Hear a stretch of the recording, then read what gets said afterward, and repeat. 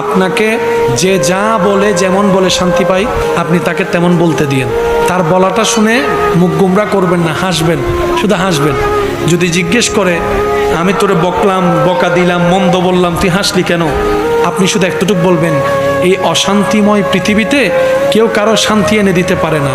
তা আমি ভাবলাম আমাকে 2টা বকা দিলে যদি তোমার মন শান্তি হয়, আমার নামে 2টা বদনাম করলে যদি তুমি শান্তি পাও, যাক আমি না হয় কষ্টই পেলাম, আমার আল্লাহর একজন বান্দাকে তো শান্তির ব্যবস্থা করে দিয়েছি, আল্লাহর একজন বান্দাকে শান্তির ব্যবস্থা করে দিয়েছি, তুমি শান্তি পাচ্ছ, এটা দেখেই আমার শান্তি লাগতেছে। মনে থাকবে ইনশাআল্লাহ। একটু কঠিন, কিন্তু বিশ্বাস করেন উত্তর দেওয়ার চাইতে বড় মজা হচ্ছে চুপ করে থাকা। প্রতিশোধ নেওয়ার চাইতে বড় মজা হচ্ছে ক্ষমা করে দেওয়া।